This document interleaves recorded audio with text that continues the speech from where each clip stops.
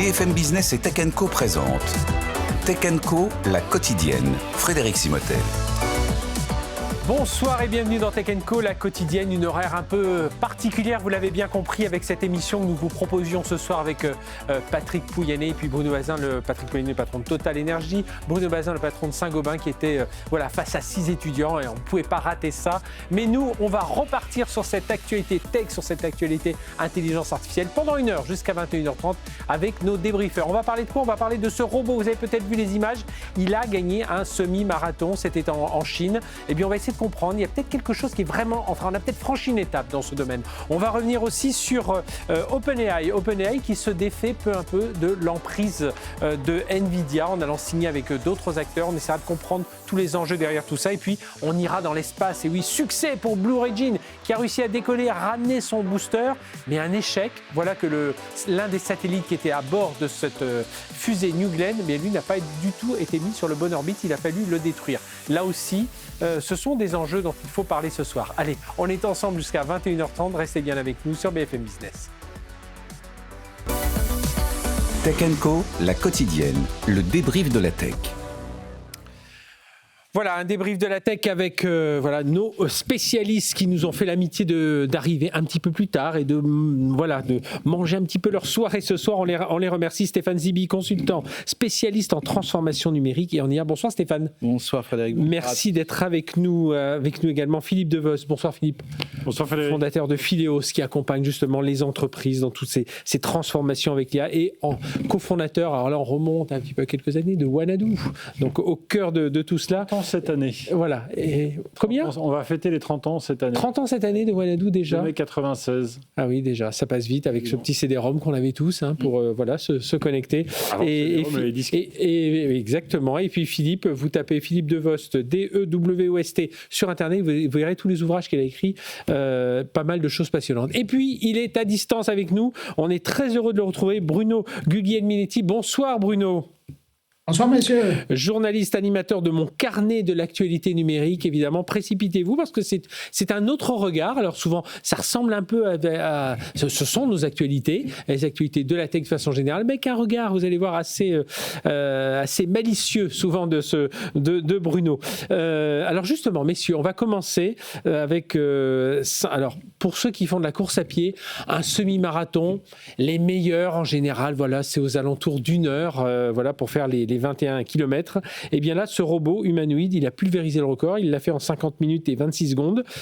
Alors, oui, un robot, ça vous paraît étonnant, pas étonnant, mais quand même, c'est quand même une sacrée performance technologique parce que il faut tenir déjà sur la batterie pendant cette heure-là.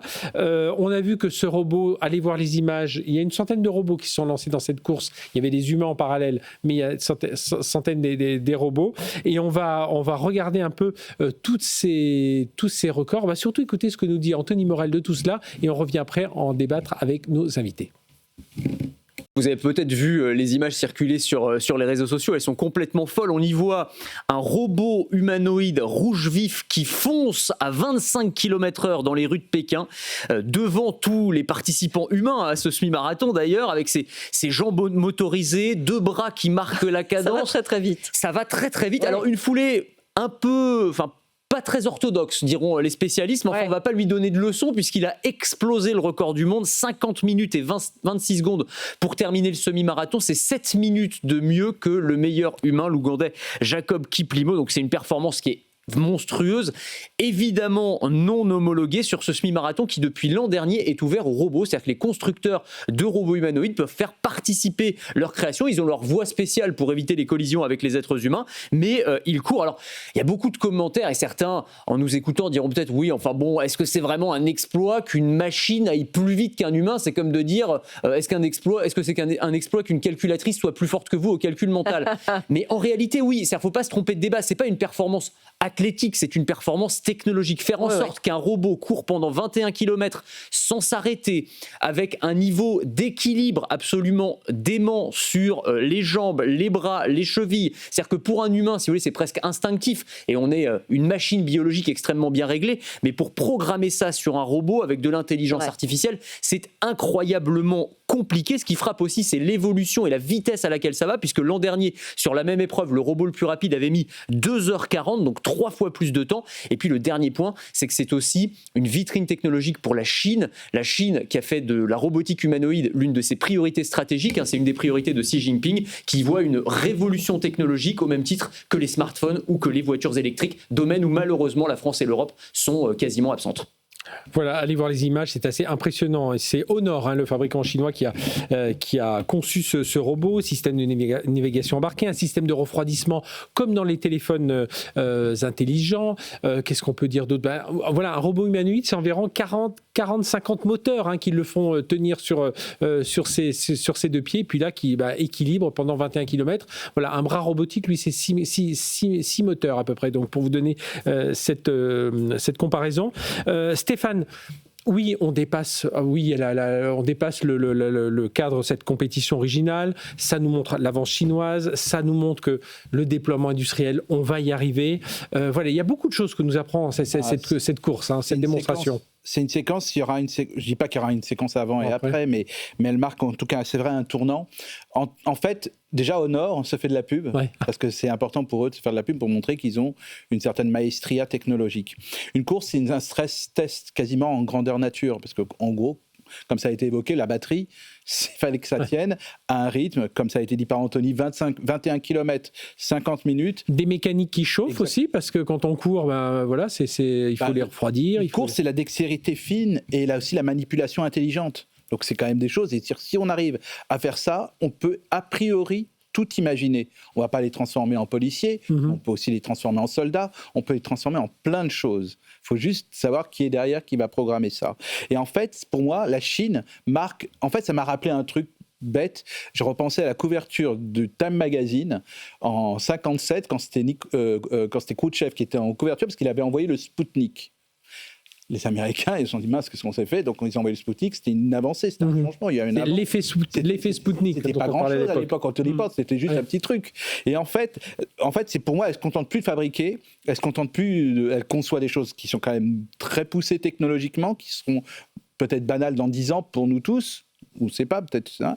Mais pour moi, c'est autant de la com géopolitique que de la tech, finalement. Donc, ce qu'on a vécu là. Bruno Guglielminetti à Montréal, donc de l'autre côté de l'Atlantique, tu ressens aussi cette même, ce que vient de nous dire Stéphane, voilà, on est au-delà de la performance sportive, entre guillemets, c'est vraiment une performance technologique et voilà, on est en train de pousser un peu les curseurs beaucoup plus loin dans tout cet environnement robotique, mécanique, informatique, numérique et intelligence artificielle, bien entendu. Oui, puis ce que moi je trouve exceptionnel, c'est de voir l'évolution qui a été faite en 1 an. C'est 3 fois moins de temps pour parcourir le même trajet. Puis il faut voir aussi que quand on regarde le nombre de robots qui sont rendus jusqu'au fil d'arrivée, il y en a eu pas mal plus que l'an dernier. L'an dernier, c'était l'hécatombe. J'avais suivi ça. Ils tombaient même avant de démarrer. Cette année, c'est arrivé, mais beaucoup moins. Mais là, quand on regarde que le premier qui est arrivé a fait ça en 2h40 plutôt que l'an dernier, et là, il arrive à faire ça en 50 minutes, techniquement, là, technologiquement, c'est assez impressionnant. Puis on se dit, bien évidemment, ils ont peaufiné tout selon ils ont préparé l'année d'avant, mais pour Honor, c'est un méchant bon coup de communication. Et d'autant plus que c'est pas le seul. Je pense que dans les premiers, là, dans les top 5, Honor avait aussi un autre modèle qui est rentré. Donc, c'est une bonne fiche de réalisation. Puis effectivement, c'est beaucoup de communication marketing parce que ça va rester dans le subconscient des gens et quand ils vont penser, quand le nouveau téléphone va sortir, ben, il y aura quelque part dans le subconscient ce savoir-faire de technologie qu'ils ont vu sur 2 pattes, mais là, qui pourrait être mis dans leur main dans le nouvel appareil. Et alors, ce qui est étonnant, alors c'est vrai, il y a une centaine de robots qui ont participé à la course. Je crois qu'à peu près la moitié cette année était autonome. Oui. Et là, ça dit aussi quelque chose des progrès vertigineux. Oui, du système de navigation. Bon, même si le trajet est délimité, il n'y a pas de la circulation. Ils n'étaient pas téléopérés. Ce que je veux dire par là, c'est qu'ils étaient autonomes. Et ça, dans des environnements aussi complexes, sur une distance aussi grande, c'est assez impressionnant. Pour moi, on est vraiment dans une accélération de filière. On n'est plus du tout dans des sauts. Là, c'est l'ensemble de la filière qui qui entrent. Et d'ailleurs, Bruno parlait de coût marketing. Je pense qu'il y a un coût marketing formidable aussi de la part des autorités chinoises et notamment des organisateurs du marathon de Pékin. Parce que là, subitement, maintenant, il va y avoir 2 types de marathons. Il y a les marathons.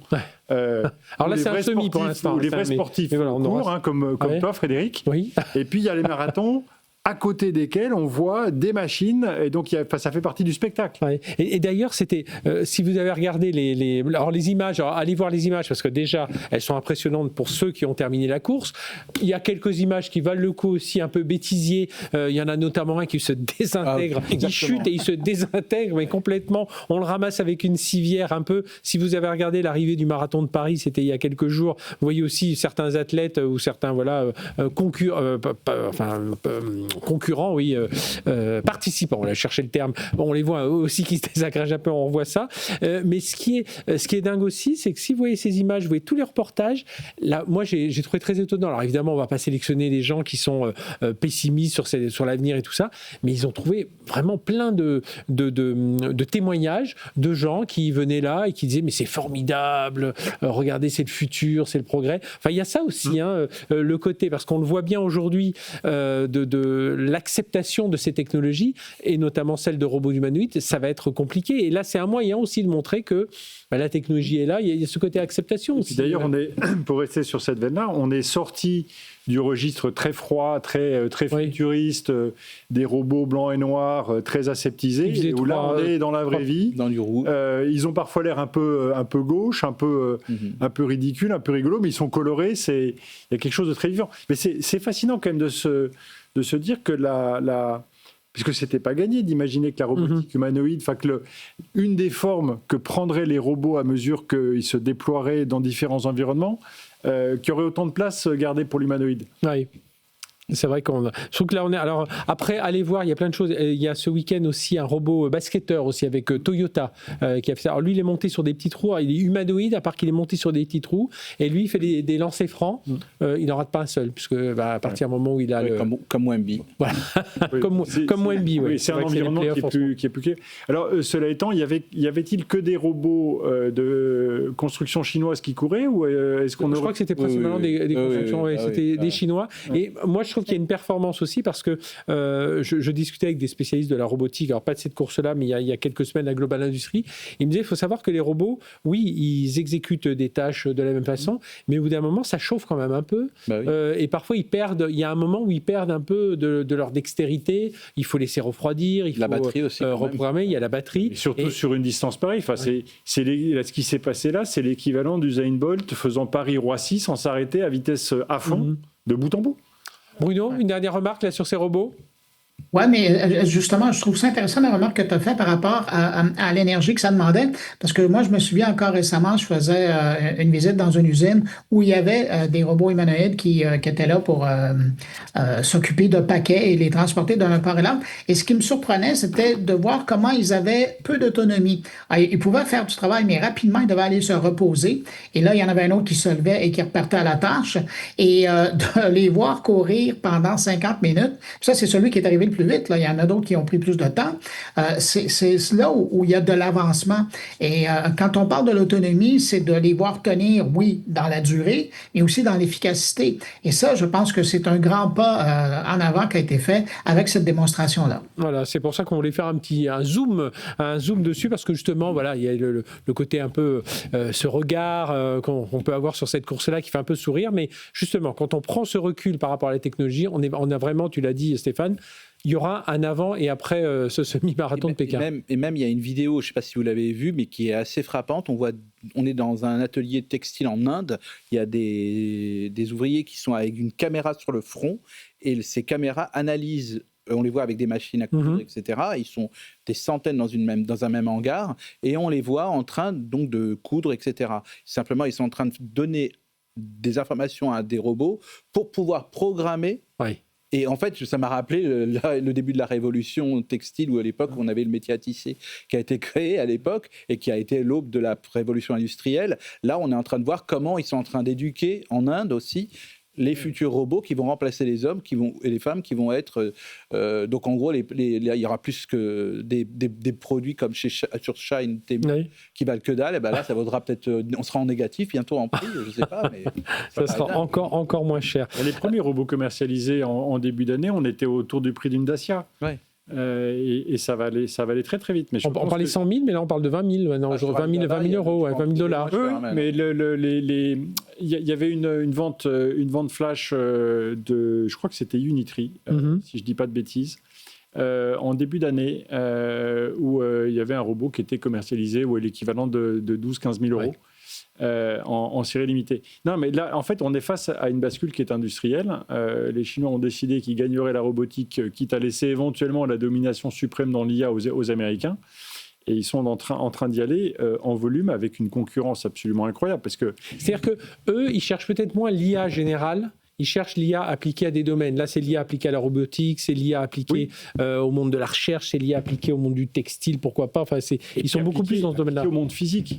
Parce que ce qui fait la force incroyable des Chinois, grâce à toute la sous-traitance de grandes entreprises, dont Apple, mais pas que, c'est la capacité qu'ils ont acquise désormais à fabriquer en très, très grande série, en millions d'unités, en dizaines, centaines de millions d'unités, des objets de très haute précision. Alors, pour faire tourner tous ces robots, il faut des composants. Alors, évidemment, on connaît l'un des plus gros mondiaux, c'est NVIDIA.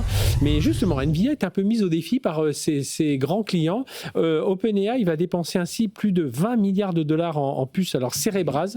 Alors, Cerebras, c'est pas les mêmes, c'est pas des GPU comme les NVIDIA. Hein. C'est plutôt une machine qui contient cette puce. D'ailleurs, c'est une seule puce. Hein.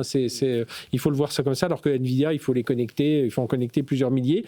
Voilà, comment on peut lire cet investissement d'OpenAI qui va à la fois dépenser 20 milliards pour acheter 20 milliards de puces, de dollars de puces Cerebras, et qui va rentrer au capital. Voilà, ça, c'est les échanges que l'on voit. Alors, c'est une façon de se défaire un petit peu de l'emprise de NVIDIA, mais c'est une façon aussi d'aller chercher... Voilà, comment il faut lire ça, Stéphane ? Moi, en fait, quand j'ai appris ça, j'ai dit tiens, en fait, c'est vrai qu'en ce moment, d'une façon générale, OpenAI a un peu mis un peu au banc parce qu'ils sont des précurseurs. D'autres les ont rattrapés, d'autres ont une éthique un peu plus grande et ont donc une image et donc une sorte d'aura en ce moment. Je parle d'Anthropic et de Claude en particulier, c'est quand même pas. Donc il fallait qu'ils se démarquent. Le fait que tout le monde travaille avec le même fournisseur, c'est jamais une bonne chose de toute façon. Il fallait que l'écosystème se dés-NVIDIaise. Oui. Ça comme ça. Oui, puis ne serait-ce qu'en capacité, parce qu'NVIDIA, il y a un moment, on arrive à une limite, quoi, parce que là, c'est pas possible. Là, déjà, on n'est pas sur la même forme, la même techno, donc peut-être ils vont changer 2-3 choses. Je l'ignore, mais c'est vrai. Moi, ce qui m'a juste intrigué, c'est la circularité, c'est-à-dire que l'un donne à l'autre, l'autre donne à l'un. On est quasiment dans un truc un peu à la co-sanguin. Alors, c'est un pari aussi, parce que si les moteurs d'OpenAI et les futures versions de ChatGPT et les autres services marchent bien, tant mieux, c'est-à-dire que ce sera un grand pari. Si ça ne marche pas, les deux vont peut-être en payer quelques conséquences. Et là, on aura une micro-bulle qui sera créée à travers deux gros mastodontes. Et c'est un pari qui est fait, en tout cas pour moi, à mon sens. Hein. Oh, oui, Bruno, et je le précisais, on n'est pas du tout, ce que fait Cerebras, ce n'est pas du tout ce que fait NVIDIA. NVIDIA, voilà, c'est des GPU. Cerebras, c'est plus une seule puce géante où tout est intégré, le calcul, la mémoire, l'interconnexion. Ce n'est pas la peine de distribuer ça sur plusieurs modèles, mais ça peut faire des très gros calculs à la fois, alors surtout en entraînement, un peu en inférence quand on a besoin de beaucoup de requêtes. Hein, Bruno ? Oui. Chose certaine, il ne faut pas s'inquiéter pour NVIDIA parce qu'eux ont encore comme bons clients des gens de Google qui font affaire avec eux, AWS, Microsoft et compagnie. Et donc, eux vont continuer à rouler avec leur offre et même aussi un peu avec quand même OpenAI. Mais de voir que OpenAI essaie de trouver d'autres sources au niveau du CPU, c'est pas non plus surprenant. Moi, je me souviens, il y a 2 ans sur votre plateau, on avait parlé du sujet et je vous racontais que Sam Altman s'était documenté, s'était rendu dans les Émirats arabes unis pour trouver des partenaires pour arriver à monter une fabrique où il pourrait générer ses propres CPU et son propre équipement. Il y a des milliards qui ont bougé. Je pense qu'on n'est pas rendu aussi loin qu'on voulait l'être aujourd'hui. Et je pense que c'est pour ça qu'on est en train de regarder pour trouver d'autres partenaires. Mais il y a cette volonté de s'assurer. Et c'est un peu comme quand ils se sont émancipés de Microsoft en allant voir d'autres joueurs et que Microsoft maintenant est en train de s'émanciper de OpenAI. Je pense que justement la consanguinité et le danger qui peut arriver en mettant tous ses œufs dans le même panier, il y a des gens qui sont en train de se rendre compte de la chose. Alors on va aller voir ailleurs et question de se sécuriser des sources d'approvisionnement et de toujours pouvoir rendre le service qu'on veut vendre à sa clientèle. Et Philippe, on va voir ailleurs, mais OpenAI veut peut-être aussi montrer quelque part qu'il ne fait pas que du logiciel, qu'il est prêt à un peu interagir sur l'infrastructure AI, qu'il veut maîtriser davantage la chaîne de valeur, l'ensemble de la chaîne de valeur de l'IA, pas uniquement au niveau des modèles LLM. Oui, moi je pense enfin moi j'ai un regard un petit peu différent sur le sujet. Je pense que ce qui est en train de se passer, et d'ailleurs ça bouge dans tous les sens, hein, on commence à voir les uns et les autres non seulement se faire des infidélités. Mais on va parler dans un instant de Google aussi, hein, qui donc voilà, joué sa carte. On se fait des infidélités. Il y a la circularité des deals qui a été évoquée. Parce que Cerebras va être très très content et je crois qu'ils viennent de déposer un prospectus pour rentrer en bourse. Leur introduction en bourse. Donc évidemment, ça tombe bien. Mais il y a une autre lecture qui est possible et qui est la suivante, c'est de se dire qu'on est arrivé à une phase du marché où l'enjeu, c'est de sécuriser de la capacité. Et que au fond, les puces sur lesquelles tournent certaines de vos activités n'ont plus tellement d'importance. Ce qui compte, c'est comment est-ce que vous, et c'était ce que Jensen Huang, patron de Nvidia, a dit il n'y a pas très longtemps, comment est-ce que vous transformez de l'électricité en token ? Ce qui est au milieu, à la limite, n'a pas beaucoup d'importance. Alors, évidemment, quand on dit ça, quand on est Nvidia et qu'on a 85% du marché sur le très haut de gamme, bien sûr, tout va bien. Mais le vrai sujet, c'est effectivement, d'autres types de composants peuvent remplacer les composants de Nvidia. En tout cas, OpenAI essaie de sécuriser des approvisionnements pour se garantir de la capacité. Après, ce qui reste évidemment là où Nvidia garde une tour de contrôle formidable, c'est avec son orchestration, c'est-à-dire sa partie logicielle, sa partie CUDA, dont on parle, CUDA, et on le verra tout à l'heure sur l'autre sujet. Il y a là aussi une question de savoir où est le levier de contrôle. Voilà, moi je pense qu'on est vraiment rentré dans un marché d'infrastructure. Donc avec en entrée les électrons, avec toute la question d'ailleurs de savoir s'il y a suffisamment d'électricité produite et si les États-Unis auront suffisamment de capacité à 2030. Vous avez vu, il y a certains États qui commencent à dire non dans le Maine, je crois qu'ils ont dit non au data center parce qu'ils ont peur que justement ça interfère avec le besoin d'électricité des foyers et foyers. Il y a des problèmes, je crois qu'il y a une ville dans l'Oregon où il y a un data center de Google, ils n'avaient même plus assez d'eau pour pouvoir appuyer sur le bouton des toilettes. Ouais. Je ne peux pas sortir. Il n'y aura que des problèmes comme ça. C'est un des problèmes, tu l'as dit, l'énergie, l'eau seront des biens précieux. Peut-être qu'en 2030, un des très grands acteurs qui aura émergé entre-temps sera une infrastructure de production d'énergie. Justement, sur l'autre sujet, Google qui... Bruno, je démarre avec toi. Google qui mise sur de nouvelles puces pour accélérer les résultats de l'IA. Alors, Google a ses TPU, évidemment, mais là, on voit, ils sont en train de travailler alors, avec Marvell sur la partie réseau, interconnexion, et puis ils essaient de se lier avec Meta, avec Anthropic. Enfin voilà, toute cette chaîne de valeur est en train d'être bousculée, Bruno. Et c'est intéressant et on est en train de voir des partenariats qui peuvent, à une certaine époque, auraient surpris parce qu'on se dit, mais qui peut bien aller aider Google? Et là, on est en train de voir que finalement, ils sont en train de par le besoin et surtout, on est en train d'anticiper les besoins. On doit se diversifier, on doit aller voir ailleurs. C'est un peu comme récemment, cette semaine, dans mon carnet, je faisais une entrevue avec les gens de Qualcomm. Je fais juste une petite parenthèse. Qualcomm qui est en train d'investir dans des puces qui vont rouler en local sur des objets branchés, que ce soit des montres, que ce soit d'autres objets qui sont en développement par d'autres producteurs. Pourquoi? Parce que justement, l'IA maintenant, ça ne tient plus que sur des gros serveurs et au fonctionnement de l'info nuagique, le cloud. Maintenant, de plus en plus, on est en train de migrer vers l'IA personnelle. Et donc, on doit s'adapter et on doit créer de l'outillage pour que l'IA puisse fonctionner sur des trucs aussi petits qu'une montre. Alors, du côté de Google, c'est la même chose. On est en train d'anticiper les besoins de demain. Déjà, eux produisent leur matériel, mais ils doivent s'assurer de trouver à la fois des clients et à la fois des fournisseurs. Oui, il y a la partie edge, hein, on rapproche un peu cette capacité de calcul de l'endroit où sont produits les datas, et puis après, on descend carrément jusqu'au PC, Philippe.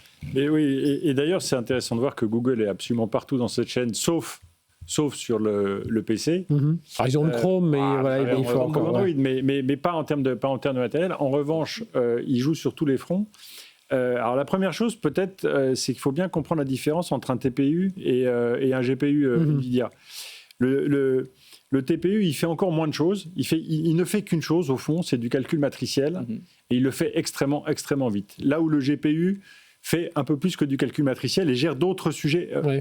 En s'étant concentré uniquement là-dessus, si on devait faire une comparaison, une puce NVIDIA aujourd'hui, c'est une Ferrari. Elle peut aller sur à peu près toutes les routes. Elle est très polyvalente, elle est très très rapide et elle consomme énormément de carburant.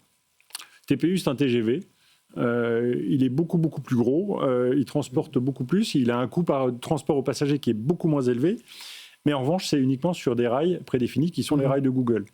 Et les TPU aujourd'hui, c'était ce qui a permis à Google d'entraîner Gemini en y laissant pas des fortunes comme les autres. Et là, il est en train d'ouvrir l'accès à ce savoir-faire, mais qui passera quand même par sa propre couche de contrôle. Là, c'est pas CUDA, mais ce sont les modes d'adressage et de pilotage. Où les applications viendront se greffer ensuite. Absolument. Mais d'une certaine manière, ils essayent de faire ce qu'Amazon a fait avec AWS. C'était de transformer une infrastructure maison qui avait démontré son efficacité, parce qu'AWS, au départ, c'était pour permettre à Amazon de vendre plus et moins cher. Et subitement, ils se sont aperçus que cette capacité-là, ils pouvaient la proposer à d'autres. Et après, comme d'habitude, il y aura les questions d'arbitrage, comment je sers les uns par rapport à moi-même, etc. Stéphane, ton regard ?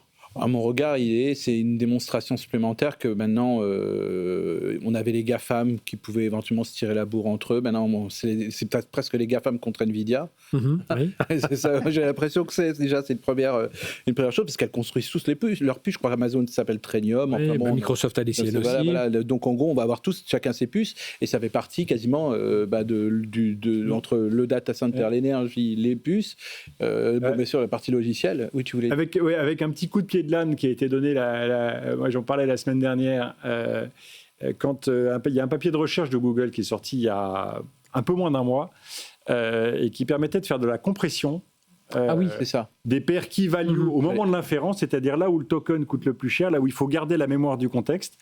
Et le papier de recherche démontrait qu'ils étaient capables, avec une perte de pertinence mais ridicule, en gros avec une fiabilité quasi totale, de diviser la mémoire nécessaire par 6. Oui, ça permettait Ce qui est un moyen subitement de faire en sorte qu'avec ta puce NVIDIA, au lieu de servir 10 utilisateurs, t'en serves 50. C'est ça. En fait, c'est ça, ce que j'allais dire, c'est qu'en fait, tous ont un objectif, c'est pas aussi... Bon, NVIDIA restera au sommet pendant quelques temps, ça c'est sûr, et je pense que... Et puis ils ont l'avance. Bien sûr, non, mais il y a aucun... Je pense qu'il n'y a même plus de bataille, et je pense même pas que ce soit ça le vrai truc. Le vrai basculement, à mon sens, se joue justement sur l'inférence. Et en fait, pas l'entraînement. Et c'est là que les volumes, là on va voir, vont exploser dans les années à venir, parce que c'est sur ça qu'on va voir la différence. Et pour pouvoir faire ça, il faudra qu'on ait maîtrisé certaines choses, dont la consommation d'énergie, parce que sinon, ce sera foutu. C'est foutu. Les 26 centrales nucléaires de Stargate, je les attends encore. Hein. Et puis moi, il y a toujours quelque chose qui me surprend là-dedans, c'est que le coût au token, il n'explose pas. Il reste assez stable. Hein, c'est quand même, pour l'instant. Il reste assez stable, mais la capacité à servir plus d'utilisateurs avec ce même coût... Enfin, on est dans le paradoxe de Jevons, hein, c'est-à-dire que de toute façon, les appels d'air sont tels. Alors après, il faudrait... La vraie question, c'est se poser, c'est... Est-ce que la consommation des modèles en fonction de ce qu'on a besoin de faire est si optimale que ça ? Parce qu'il y a, si on regarde sur Anthropic, par exemple, il y a un rapport de 1 à 15 selon le type de modèle qu'on utilise pour faire une tâche. Ouais, est-ce que vous savez tous, quand vous avez besoin de déléguer quelque chose à un agent de codage, quelle est la complexité du modèle et comment router vers le bon modèle pour pas rouler en Ferrari quand on veut faire 2 km et aller acheter un poireau. Ça c'est l'un des enjeux aujourd'hui de tous ces modèles, justement, de pouvoir avoir des outils qui nous dirigent vers le bon modèle. Messieurs, on va marquer une courte pause, on va se retrouver juste après. J'aimerais qu'on revienne sur la NSA qui finalement fait fi de tout, utilise l'IA mythos Anthropic. Anthropic n'aime pas trop ça. On reparlera de Deezer qui, moi je suis stupéfait, 75 000 titres par jour générés par l'IA qui arrivent sur Deezer, et puis on parlera un peu d'espace. Allez, rejoignez-nous tout de suite ou restez avec nous sur BFM Business, Tech & Co la quotidienne jusqu'à 21h30. Tech Co, la quotidienne sur BFM Business. Tech Co, la quotidienne, le débrief de la tech. Allez, on se retrouve débrief de la tech. Voilà cette horaire un peu particulière ce soir. Et oui, nous recevions Laure Closier avec des étudiants. Recevait tout à l'heure Bruno Bazin, le patron de Saint-Gobain, et Patrick Pouyanné, le patron de Total Energy, sur beaucoup de sujets. Tiens, dont ils ont parlé aussi IA et start-up. Vous pouvez les écouter en replay. Nous, on est ensemble jusqu'à 21h30 avec Stéphane Zibi, consultant spécialiste en transformation numérique et en IA. Bruno Guglielminetti, à distance, journaliste et animateur de mon carnet de l'actualité numérique. Bruno est à Montréal. Et Philippe Devos, fondateur de Phileos et cofondateur de Wanadoo. On a parlé d'OpenAI, on vous a parlé de ce semi-marathon gagné par un robot et tout ce que ça entraîne derrière dans le monde de l'industrie et de la robotique. Là, on va revenir sur cette actualité. C'est la NSA. Vous savez qu'il y a eu l'armée américaine, enfin l'administration, le Pentagone, voilà, je cherchais le terme, voulait utiliser Anthropic. Anthropic a dit non, on ne veut pas que vous utilisiez notre IA. Du coup, OpenAI s'était dit mais nous, ça ne nous dérange pas. Et puis finalement, tout ça, c'était un peu emmêlé avec beaucoup de com autour de ça. Et puis finalement, là, on apprend que la NSA, donc la National Security Agency, utiliserait l'IA Mythos. Donc ça révèle des tensions internes sur l'usage des IA avancées dans des contextes sensibles, la sécurité, la défense, la surveillance. Et l'affaire illustre surtout l'accélération de l'adoption de l'IA par les agences, parfois, justement, en contournant des cadres politiques. Comment il faut regarder ça, Stéphane ? Alors oui, on en avait déjà quelques indices, parce qu'on sait que Anthropic et Claude en particulier avaient été utilisés pour la capture du président vénézuélien Maduro, qui a eu aussi l'utilisation d'Anthropic et de Claude pour avoir certains éléments pour quand les États-Unis ont fait l'attaque en Iran il y a quelques semaines de cela. Néanmoins, on le savait, Palantir, elle est... Palantir est utilisé notamment pour la politique anti-migrants aussi. Exactement, donc en gros, Palantir est quand même très implanté dans l'administration américaine, et il utilise parfois l'outil ou les meilleurs outils qui sont pour telle ou telle mission. Donc, d'utiliser Claude n'est pas quelque chose de surprenant. Pour Palantir, etc. Donc en plus qu'ils utilisent le nouveau modèle qui lui-même a été pas retiré, mais qui a été un peu mis en... Bridé, voilà. Bridé, oui, mais qui a été mis un peu de côté. Oui. Il a dit, attendez, on le lance d'abord auprès de tous les gros, Google. Oui, bridé n'est pas le terme. Ouais. On l'a mis... On met de côté, on attend que les grands réparent déjà les failles qu'on a réussi à faire, parce qu'en gros, c'est tous les systèmes d'information dans le monde bancaire et autres les plus sécurisés. En Europe, toutes les fédérations bancaires se sont inquiétées. Aux États-Unis, tous les grands patrons ont été invités à venir à la Maison-Blanche pour discuter un peu en disant attention, messieurs, ce que vous êtes en train de sortir. Voilà, déjà, sans mythos, on s'est fait pirater tous nos cartes d'identité. Oui. Oui. Ça, c'est un autre sujet. Mais ce que je veux dire, en fait, c'est vrai que ce qui se passe actuellement est vraiment un vrai casus belli.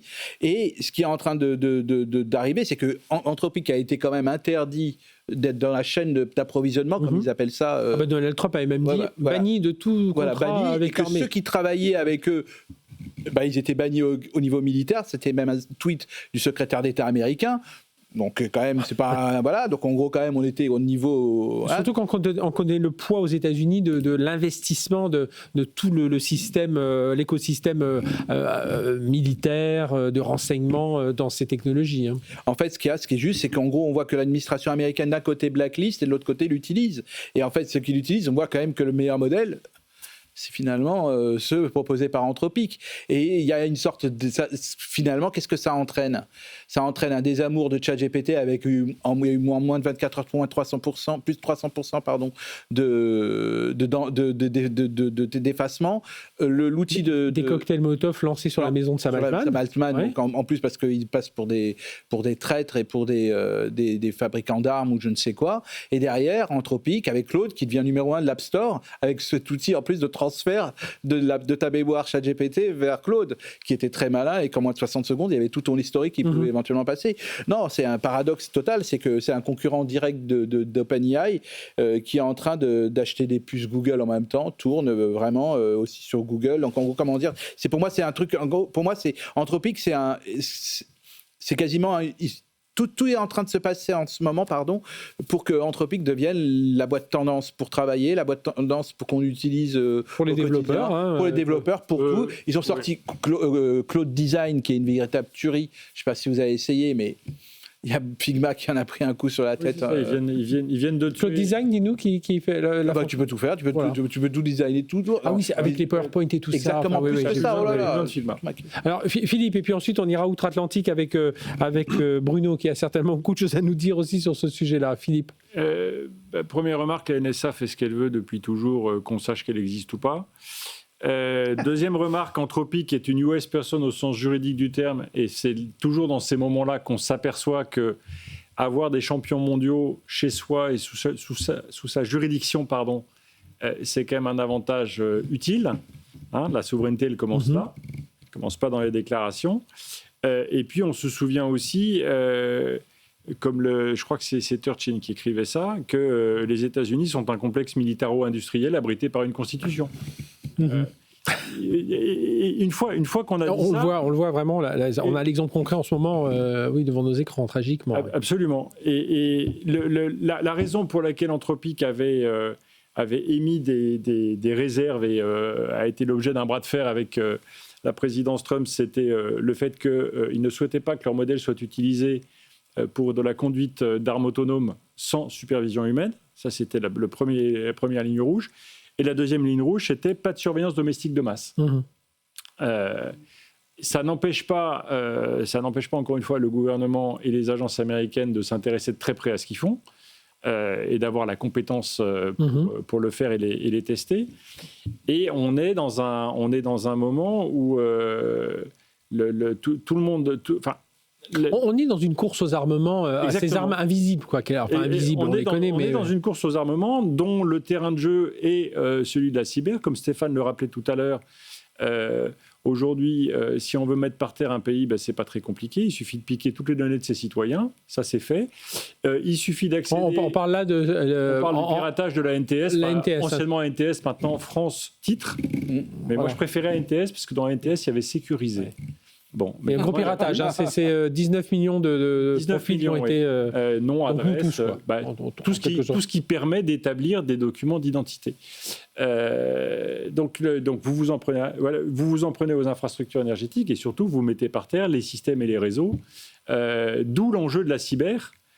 Et d'où l'enjeu et le positionnement au départ de Mythos et de ce projet avec une quarantaine d'entreprises dont le nom de code est Glass quelque chose, mais vous allez m'aider pour trouver... Glasswing. Voilà, Glasswing. Il y a CrowdStrike, Microsoft, Palo Alto. Faire un premier inventaire de ce qui serait trop fragile avant de pouvoir aller plus loin. Donc, on est dans un moment très, très particulier.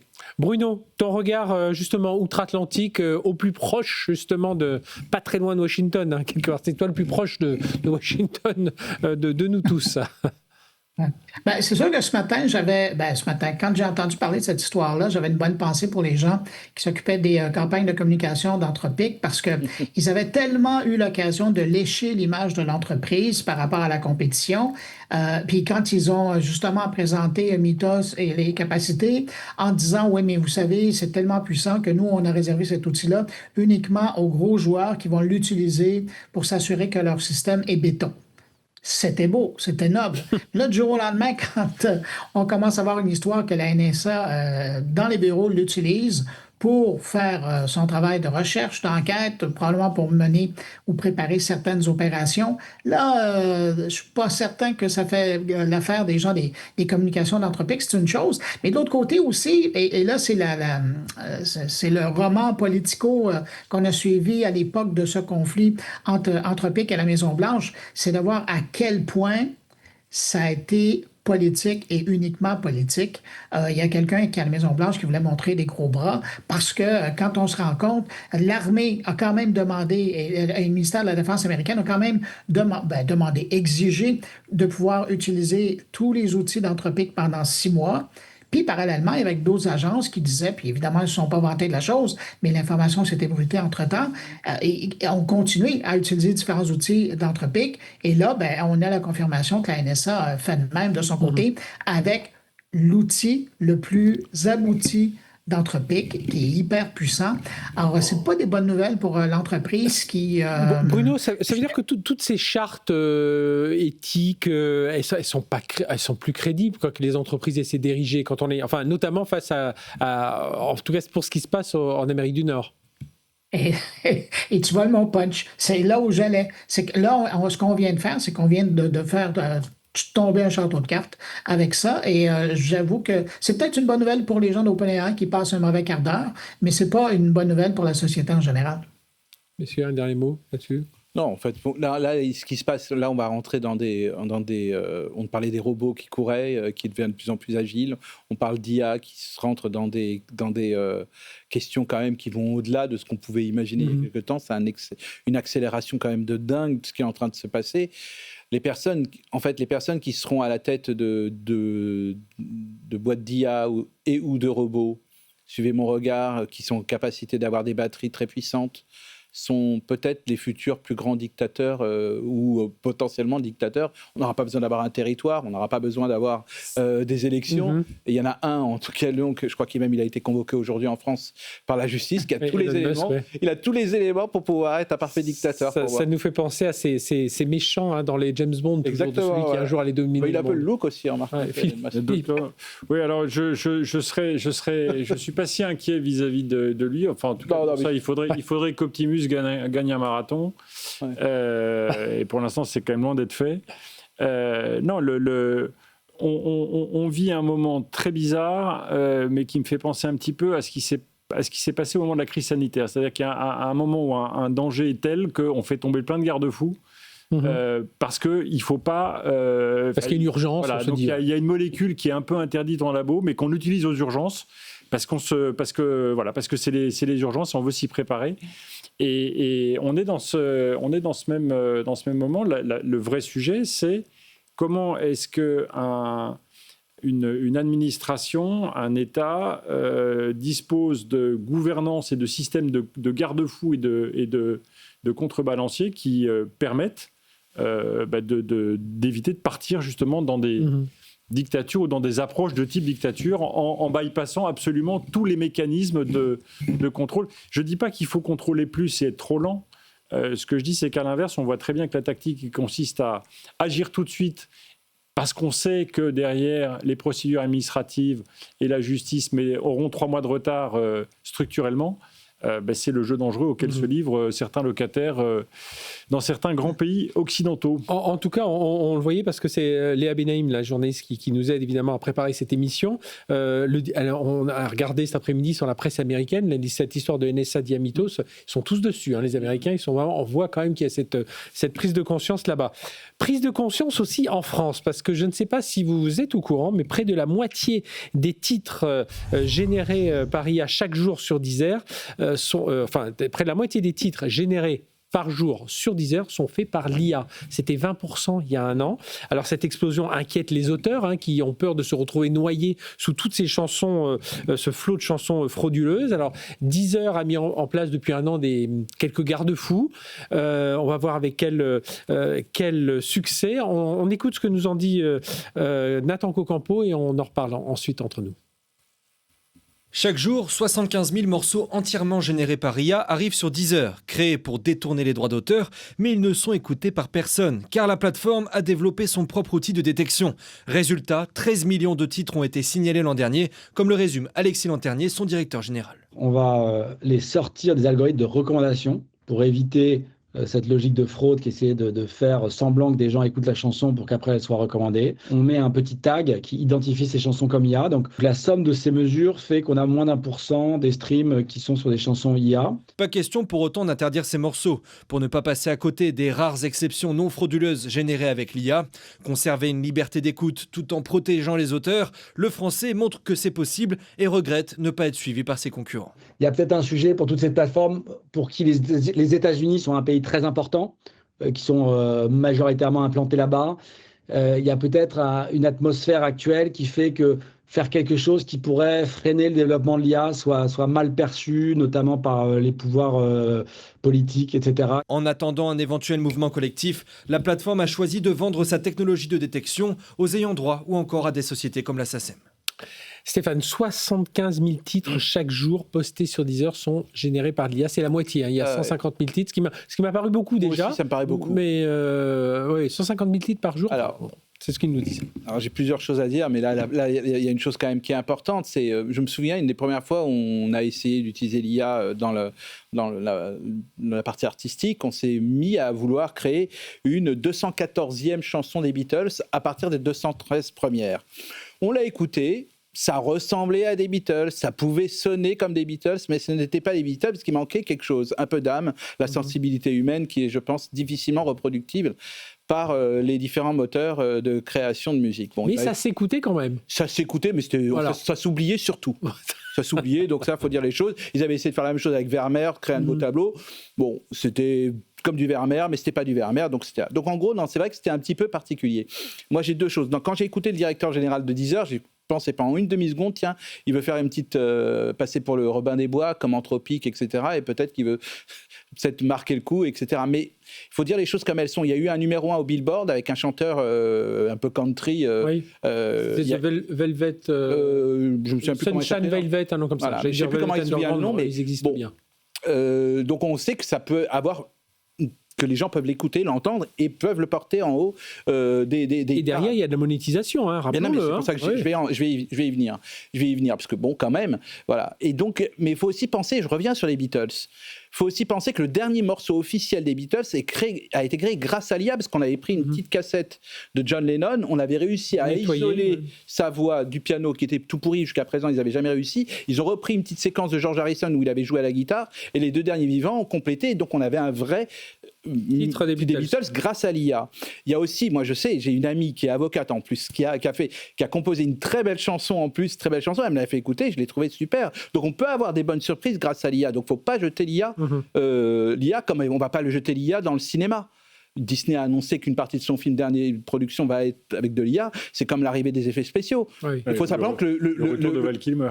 Non, mais justement, mais c'est exactement ça. Et c'est qu'en gros, je pense que le problème de la musique, ça a toujours été un milieu qui n'a pas su évoluer avec son temps. Quand il y a eu Napster, oh là là, va des rétros. Quand il y a eu Spotify, oh là là, va des rétros. Maintenant, quand il y a l'IA, va des... Non. Voilà, il faut savoir jouer avec bien, et je pense que peut-être on pourrait avoir de très bonnes surprises dans ces 75 000 titres. Bruno, William Minetti. Ouais, ben dans ce dossier-là, moi, je suis un peu partie prenante parce que j'utilise beaucoup depuis 3 ans des outils pour faire mes transitions musicales sur toutes les productions, même des thèmes des émissions que je produis. Et donc, dans ce contexte-là, moi, je suis plus âgé. Et tout ça, c'est ça? Exact. D'accord. Ouais. Et Suno, où je passe pour pas le nommer, là où je passe énormément de temps. Et c'est devenu un point tel où même les gens qui écoutent mes productions de temps en temps me demandent, mais à quel endroit je peux écouter ça? Puis là, je suis en train de réfléchir à commencer à publier cette musique-là. Ce sont des instrumentaux, on s'entend. Je ne vais pas chanter personne avec ça, mais parce qu'il y a un intérêt. Ça fait partie du paysage auditif qu'on a et il y a une clientèle pour ça. Mais on s'entend, ça représente peut-être 1 à 3% de toute l'écoute qui se fait, par exemple, chez Deezer. Mais il y a un marché pour ça. Et puis, si on regarde les autres plateformes de Spotify et Apple Music, qui sont moins regardantes, qui font moins la police sur leur plateforme, ben, il y a de la place pour ça. Alors, moi, je trouve que c'est sain de permettre à des gens qui créent ce type de musique-là, comme les gens qui font, par exemple, de l'électroacoustique, ben, qu'ils soient disponibles là. Puis à partir de là, c'est à l'auditeur. Si la musique lui plaît, c'est la personne qui va entendre, qui va faire que ça va devenir un succès ou pas. Mais chose certaine, je ne voudrais pas que ça soit interdit. Eh bien, écoute, on attendra tes productions en France, parce que ici, les artistes canadiens dans la musique sont... Hein, on en connaît une plus particulière qui arrive à l'automne prochain. Voilà, tu pourras prendre sa suite, sont très attendus. Risque de saturation culturelle, baisse de qualité, pas forcément, finalement, quand on pense à ça, Philippe?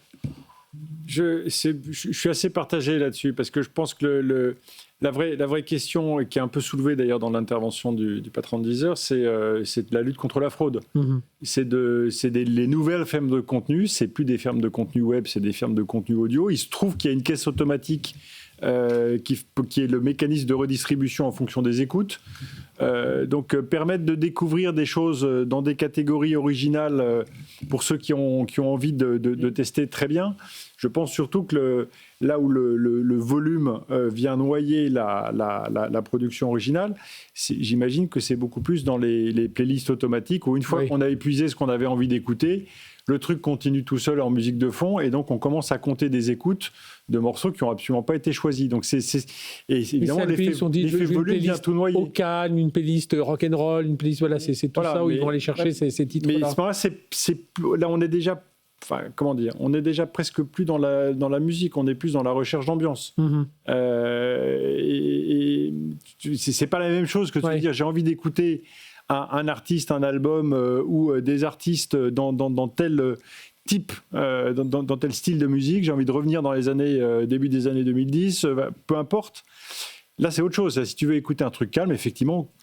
Quel que soit le gong... La musique d'ascenseur, comme voilà, exactement. Pour l'histoire, parce que je voulais dire par rapport à la monétisation, en effet, c'est sûr que plus il y a d'écoute, plus l'artiste est censé être rémunéré, ce qui est la logique. Si on part quand même quelque chose d'initial, le point initial quand même, c'est la création artistique et l'inspiration. Si la personne n'est pas derrière le prompt, et Bruno en est un exemple, mais si la personne n'est pas derrière le prompt et qui dit tiens, et qui lui produit une première chose, ça me plaît pas, je veux comme ci, je veux comme ça, c'est une forme de création. Au lieu d'avoir des claviers ou une guitare ou un violon, là on a un clavier d'ordi. C'est pas depuis quand l'informatique est rentrée dans la musique? Depuis très longtemps. C'est pas quelque chose de surprenant. Donc moi je pense, bon, c'est sûr que le nombre est un peu important, qu'on peut avoir un effet de masse qui peut être qui peut être un peu dérangeant, et c'est vrai que le chiffre moi m'a un peu surpris, mais globalement l'IA ne va jamais remplacer les artistes. Je l'ai un peu évoqué avec la tentative sur les Beatles. Par contre, s'il y a parfois on peut avoir une bonne surprise, c'est comment refuser. En fait, c'est ça, j'aime pas qu'un secteur entier refuse le progrès, et comme il est coutumier du fait, voilà, je sais qu'il y a eu un accord avec Suno, avec Universal, qui semblait aller un peu dans le bon sens. Bruno peut-être le connaît un peu plus que moi, mais je sais qu'ils allaient là. Donc pour la première fois, il y a eu quelque chose qui avait été fait, il me semble. Mais encore une fois, on est dans le sujet du spam. Oui, bien sûr. Ah oui, voilà. Allez, tout dernier sujet, il nous reste un peu moins de 3-4 minutes là ensemble. Blue Origin, donc Blue Origin, c'est la société de Jeff Bezos, spécialisée dans cet univers du New Space, qui est évidemment en duel avec SpaceX. Alors là, première chose, donc la fusée New Glenn, elle s'est bien envolée. Super, le booster, le propulseur est revenu sur Terre, ça c'est quand même une performance. Alors, sur SpaceX, espace, oui, en plus sur une petite plateforme, donc SpaceX le fait depuis quelques années, mais quand même, voilà, à nouveau, y arrive. Un succès un peu nuancé, puisque il y avait un satellite qui devait être mis en route, en orbite, qui s'appelait Bluebird 7 de la société AST, qui lui, malheureusement, il a été mal orbité, donc voilà, c'était trop bas, et il a dû être détruit. Bon, tout ça, il y a des assurances derrière, etc. Mais voilà, on a quand même ce Blue Origin, alors qui montre qu'il a une certaine fiabilité, mais il n'a pas la performance. Enfin, comment, très rapidement, Stéphane, tu vois? Moi, en fait, ce que j'imagine, on peut éventuellement personnifier cette bataille, c'est Bezos versus Musk, on va dire d'une certaine manière, mais sauf que la NASA et les Américains ont besoin des deux parce qu'ils ont beaucoup de besoins. Ouais. Donc moi, je pense que c'est pas plus mal pour les États-Unis, et tant mieux pour eux. C'est vrai que c'est de la technologie, et c'est vrai que ça fait baisser de façon drastique les coûts de lancement des satellites, parce qu'avant les lanceurs se désintégraient, il fallait les reconstruire, donc c'est quand même quelque chose. Néanmoins, voilà, je reste quand même en plus par rapport aux investissements d'Amazon, qui n'est plus un simple vendeur de bouquins comme au temps d'À la Page. Je me souviens, parce que c'est Wanadoo qui l'avait racheté d'ailleurs, si je me souviens bien. C'est plus un vendeur de bouquins. Ils achètent Globecast, là, ils sont bien positionnés. Et maintenant ils sont sur ça, voilà, donc beau succès. C'est pas surprenant. Philippe, très rapidement. On est très très loin encore de la cadence. Ce qui fait la force de SpaceX aujourd'hui, c'est le fait que je crois que 90% de la masse qui est envoyée en orbite, je parle de la masse. De New Glenn, oui. Non, 90% de la masse des machins qu'on envoie en l'air sont envoyés par des fusées SpaceX. Alors, oui, d'accord. Ça comprend évidemment leur Starlink. Mais ils ont atteint un tel taux de cadence qu'ils ont une efficacité sur la chaîne complète, y compris dans le recyclage. Moi, ce que j'ai compris dans le cas de New Glenn, c'est qu'ils avaient dû changer 4 des 7 moteurs du booster. Donc ils ont encore du chemin à faire et ils ne pourront faire ce chemin que s'ils ils arrivent à avoir des cycles d'itération suffisamment proches. Donc il leur manque encore un peu de maturité industrielle. Oui, c'est ça et puis le client, il avait quand même acheté un satellite au bon endroit, au bon moment. Ouais. Le client n'a pas eu ce qu'il voulait. Non, là, c'est râpé. Et malgré toutes les assurances, il y a quand même un satellite qui ne fonctionne pas. Enfin, qui ne fonctionne plus, qui ne fonctionne pas. Cela étant, c'est très très bien que SpaceX est un concurrent, ce qui va peut-être lui éviter, ou en tout cas différer l'antitrust. Bruno, ton regard, c'est toi qui conclura. SpaceX est tellement en avance que les gens d'Amazon ont passé un contrat avec eux pour envoyer leur satellite dans l'espace. Je pense que ça dit tout. Puis pour ACT, heureusement pour eux, il y avait seulement un satellite, ils pouvaient en mettre 10, ils ont décidé d'en mettre un. Ça a été la bonne décision et puis l'assurance payera les prix, c'est tout. Ouais, donc on voit, c'est un début de fiabilité, mais encore beaucoup de retard par rapport à la fusée SpaceX. Puis n'oublions pas, nous, Européens, avec Ariane Espace, la fiabilité, on est plutôt bon. On est bon. Ouais. Maintenant, c'est une cadence qu'on aimerait retrouver. Messieurs, merci infiniment d'avoir déjà veillé un peu plus tard que d'habitude. Stéphane Zibi, consultant spécialiste en transformation numérique et en IA. Bruno Guglielminetti, journaliste animateur de mon carnet de l'actualité numérique. À lire avec ce regard, je le dis, si malicieux sur notre tech, mais aussi très avec des analyses très pointues. Et Philippe Devost, merci à toi Philippe, fondateur de Phileos, cofondateur de Wanadoo. On a encore plein, on aurait pu parler de plein de sujets de cybersécurité, on en reparlera certainement à l'occasion ensemble. Allez, excellente soirée sur BFM Business. On se retrouve demain, là on récupère notre horaire classique, 19h30, ne nous manquez pas. Mais si par hasard vous nous manquez, on est en podcast, on est en replay. Excellente soirée sur BFM Business. Tech & Co, la quotidienne sur BFM Business.